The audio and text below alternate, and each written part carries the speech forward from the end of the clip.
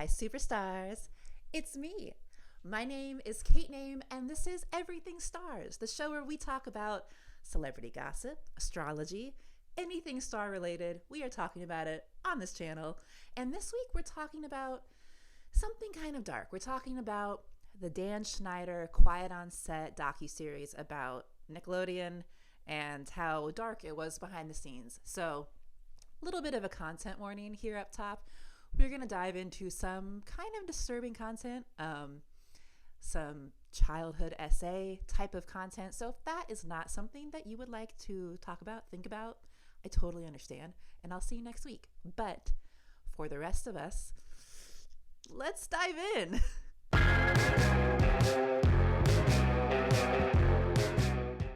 Hi. So this week we are talking about a tale as old as Hollywood itself, and that is creating sexually suggestive content for children and using children. And this whole thing actually reminded me of the early days of Hollywood.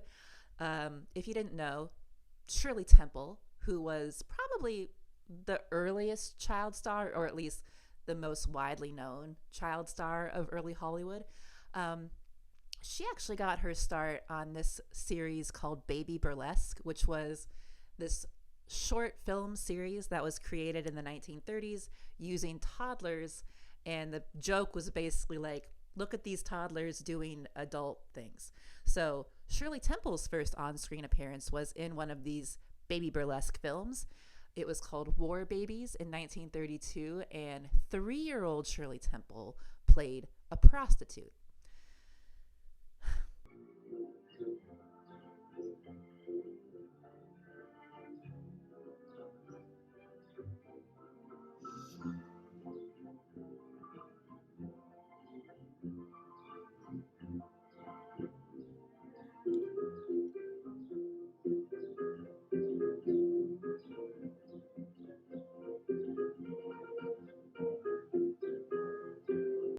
So this has been happening this whole time. As long as we have had films and Hollywood, this has been going on. And even the behind the scenes treatment was very negative at this time.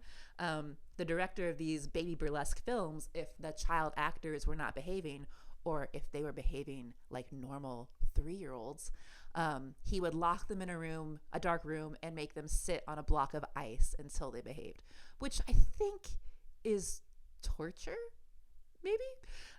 So yeah, this has been an ongoing problem in Hollywood, and outside of Hollywood as well, but we're just talking about Hollywood right now. So, and yeah, it's bad.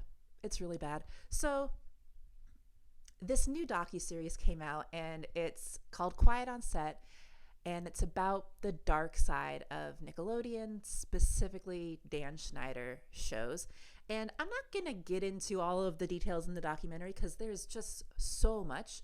I do recommend, if you're interested in this topic, you should watch the documentary because they present all of this information in a great way, an easy to digest way. They have a lot of good interviews. You should watch the documentary. But we're going to do a quick little rundown of what was covered in the documentary. If you don't know who Dan Schneider is, he was kind of the golden boy producer on Nickelodeon in the 90s. He was a producer on All That, The Amanda Show, and then he went on to create a lot of the huge juggernaut shows on Nickelodeon. iCarly, Sam and Cat, Victorious, Zoe 101, Drake and Josh, all the big ones.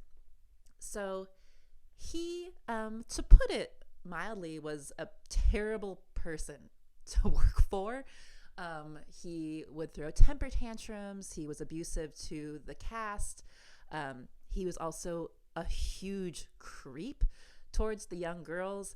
There's a lot of speculation about his relationship with Amanda Bynes and the fact that she was certainly one of his favorites. She actually lived with him for a while when she was a minor.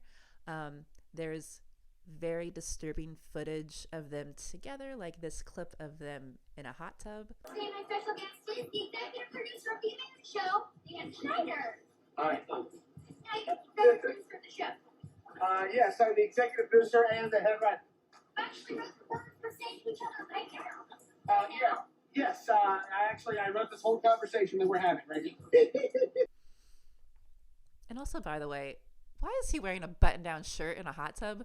I guess it's probably because he does not want to show his body, which I understand. But also, it's bizarre to see a grown man with a teenage girl in a hot tub wearing a button-down shirt. That's weird. I'm sorry. Regardless of the situation, I mean, the situation itself is very creepy, but there's an added fun little layer of weirdness with him wearing business casual to sit in a hot tub. But I think more in addition to that, and again, Amanda Bynes has not come out and spoken about Dan Schneider. We don't expect her to. She's been through enough. I say we just let the woman live and don't harass her about this, because I'm sure it's not pleasant for her to relive, and especially with this all kind of in the zeitgeist again. But the documentary goes into just he would create content for kids that had a lot of sexual innuendos, that had a lot of like gross out humor, and he kind of would say like, oh, kids, they like this kind of stuff, they like gross out humor, they think it's funny, this is just because kids think it's funny. But I would say watch this clip and tell me if you think this is just content made for kids. There are all these setups that reference like squirting glue on Jamie Lynn's face when she's just 13 years old.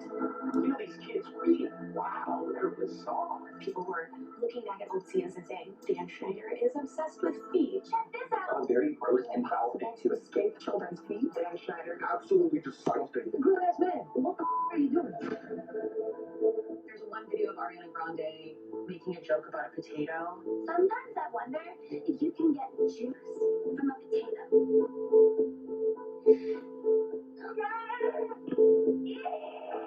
Did that air on Nickelodeon? Come on, give up the juice. Yikes. I'm thirsty. In another video, Ariana is pouring water on herself in what seems like a very sexual manner, and people started saying, this feels inappropriate for children. I don't think so. I think that's creepy. But the biggest bombshell in this whole docuseries really was the Brian Peck of it all, the Drake Bell of it all. And Brian Peck is a really interesting figure. He has been kind of this floater around Hollywood kind of since the 80s. He's an actor, he's a dialogue coach, he's an acting coach. Honestly, in my opinion, it seems like he finds a way to get on sets where there are young boys, and whatever he needs to do to get on that set, whether it's to be a background actor, whether it's to offer his services as a dialogue coach, he will do it. He will fit the need of the set in order to be on the set. His priority, in my opinion, seems to be access to young boys. Here's a clip of him when he was a body double for Alan Thicke on the 80s sitcom Growing Pains, being very friendly with a young Leonardo DiCaprio. We draw drawings of each other. Brian is the famous artist, and we always make fun of each other and portray each other in silly, satirical ways. Leo's job on this set for some reason is to make fun of me all day long. Leo, as you know, is the latest, hottest, hunkiest teen idol there is. Yeah, muscles. Look, speaking of hunky, huh? So I think we can all agree that that was uncomfortable to watch.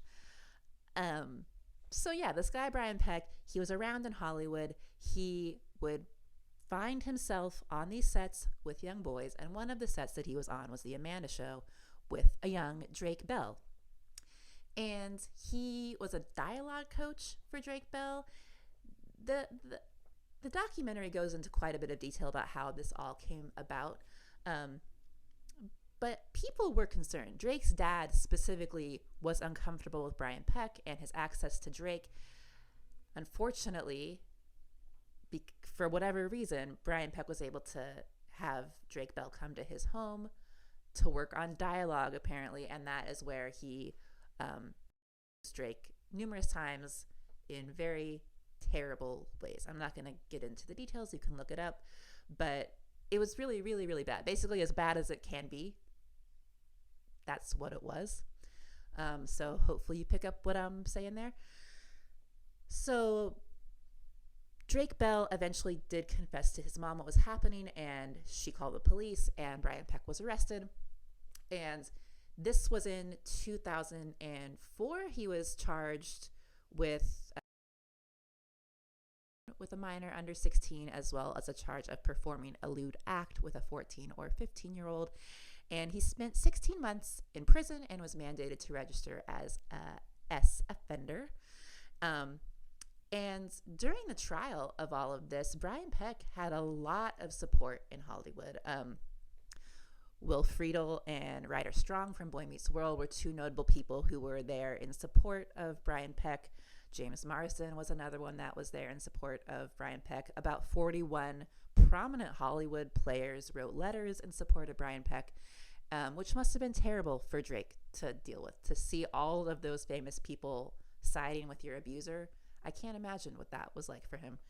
The Boy Meets World boys that were in support of Brian Peck, they did recently come out on their own podcast and expressed regret for doing that. They said that they had essentially been groomed as well by Brian Peck, not necessarily in a sexual way, but grooming can mean a lot of different things. It kind of is just ingratiating yourself into somebody's life and making them believe that you are a good person and that you would never do something like that. And Brian Peck was very charming and manipulative, and he was successful at this for a while.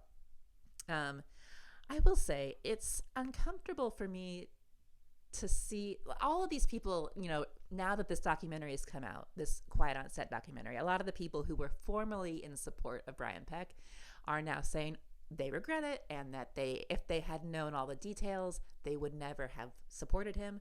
To which I say, I don't think you need all the details. If somebody you know has been accused of being sexually inappropriate with a minor, I think it's best practices to err on the side of believing victims. I personally can't really understand the mindset of just blindly supporting somebody who's been accused of something like this. That's just me.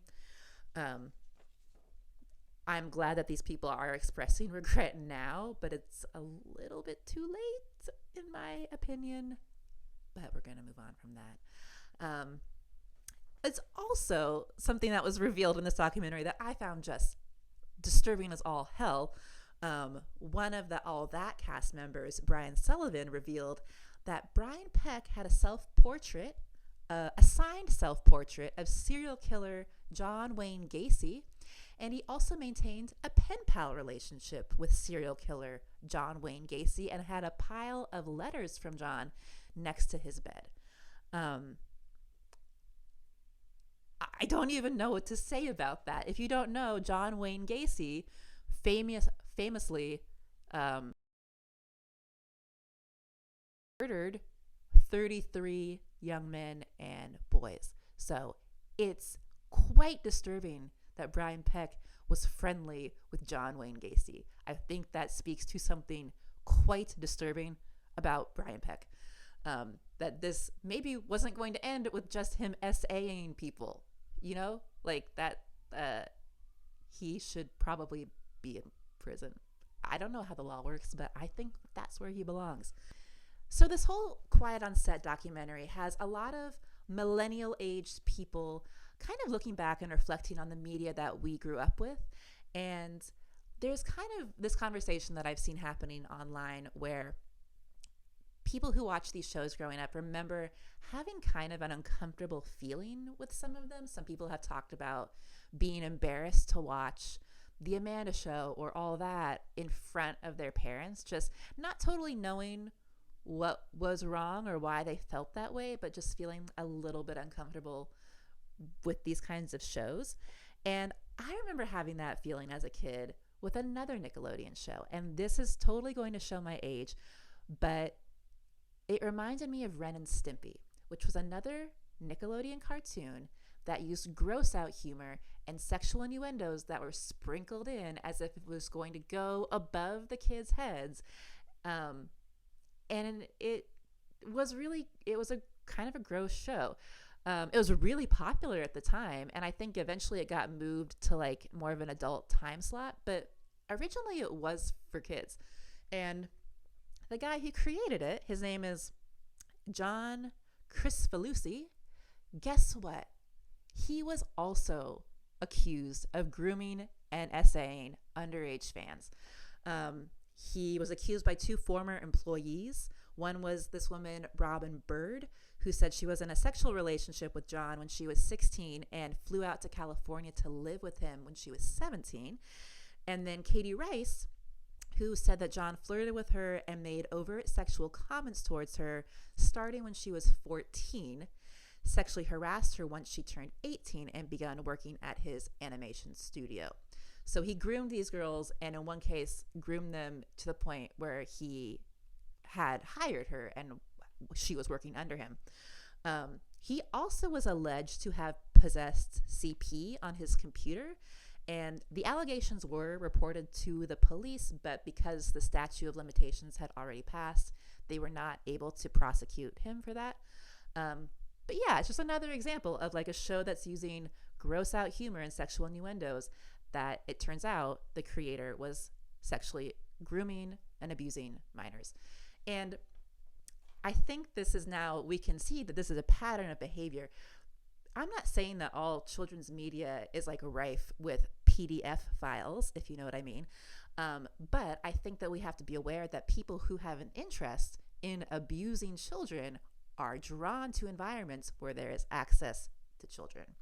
And we need to be comfortable talking about that. In fact, this whole thing actually reminded me of another thing that happened this summer, not related to Nickelodeon, but everything that came out about Colleen Ballinger, Miranda Sings, who was another creator who made content geared towards children that had gross out humor and sexual innuendos sprinkled throughout, who in turn was accused of, let's say it together, grooming and abusing minors. So this is clearly a pattern of behavior that I personally am not okay with, and I think that we need to be able to have a conversation about this because it cannot continue. We know it's happening. As the responsible adults, we need to put a stop to it. So that's what I have to say about that. Now let's talk about something a little more fun. Let's talk about the astrology.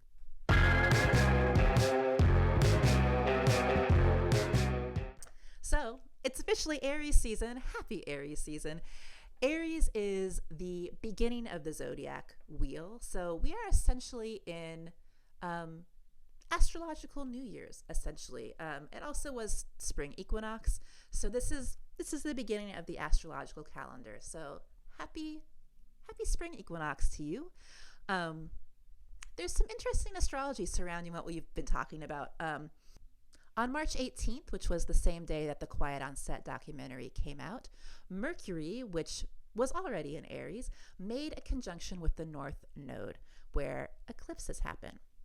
And Mercury is already in its pre-retrograde shadow. It's going to station retrograde in a week or so.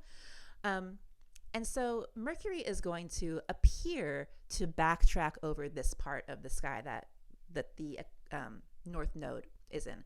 And so what does that mean? Basically, we're going to spend the next few weeks kind of talking about, because Mercury is the planet of communication, we're going to be talking about kind of the more shadowy aspects of life. And I would say that this topic is one of those shadowy aspects of life. And then on Wednesday, March 20th, which already passed, but as this Quiet on Set documentary made its way into the social consciousness, into the zeitgeist, we started having conversations about it. On Wednesday, March 20th, Mercury in Aries made a conjunction with Chiron.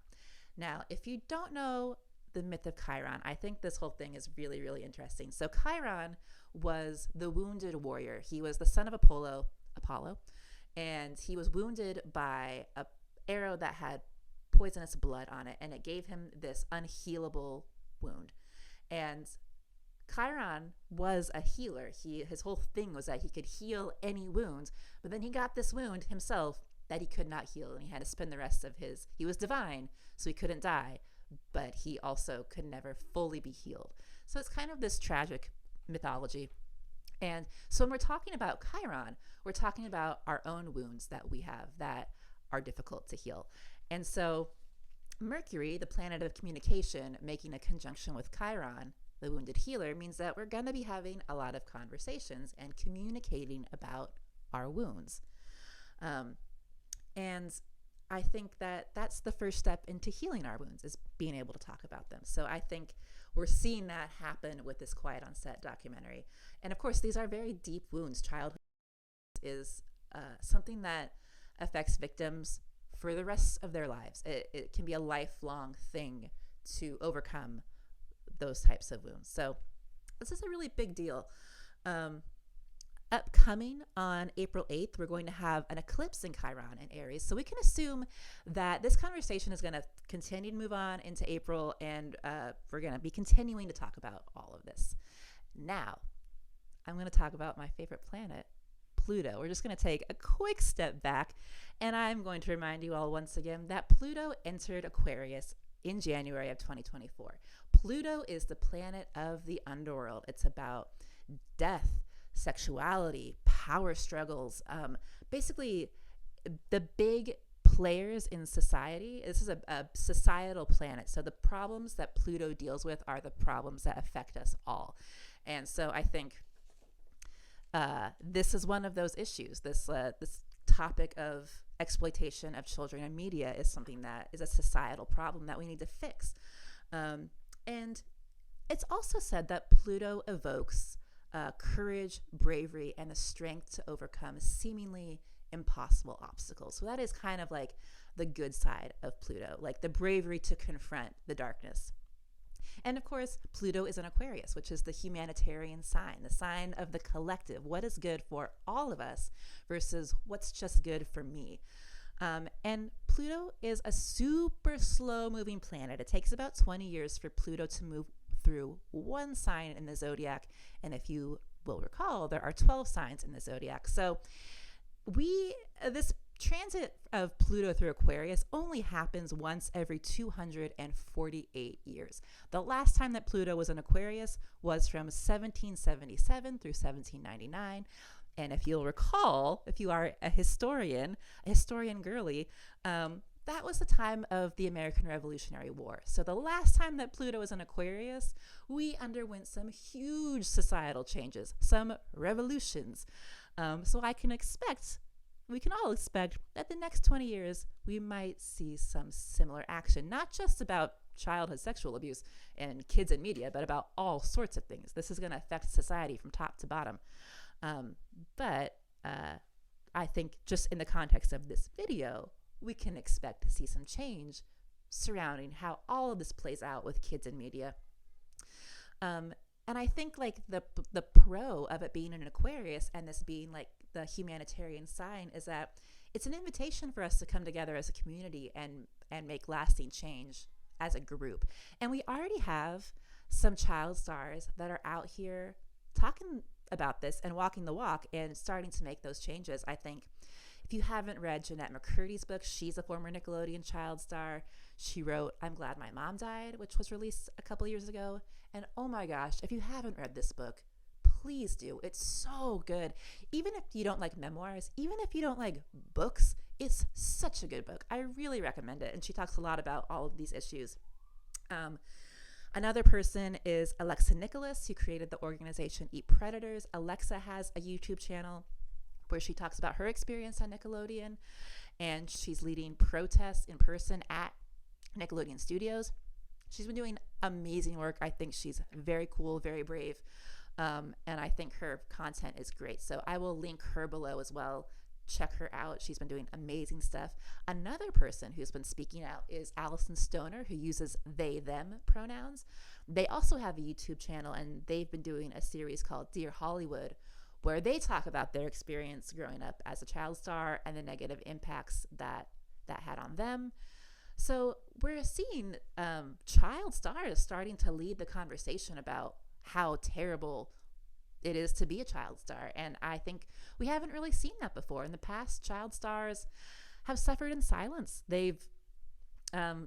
Allison Stoner actually has a great term where they refer to it as the toddler to train wreck pipeline. And I think that's a great, very apt description for what typically happens to child stars. So we got to make a change. We we now have seen over and over and over and over and over what happens to child stars. And it's typically really bad. So I just feel like we can't continue, now that we know what's going on. It would be irresponsible of us to continue to let this happen just for our own entertainment. Like, no movie is worth doing that to a child, I think. So, and that's not even touching about the family vlogger, the internet of it all, the kids that are exploited on the internet. Huge problem with even less protections than the child stars have. So that is a topic for another day. And I think we're going to wrap this up here. If you liked watching this video, please hit subscribe. We're on the road to 1,000 subscribers, and we are inching there ever so slowly. Give this video a like. If you have any questions about astrology or topics, celebrity gossip topics you want me to cover in one of these videos, leave me a comment. Let me know. Leave me a comment anyways. I would love to hear from you. So that's it for today. Happy spring equinox, happy Aries season, and I will see you next time. Bye.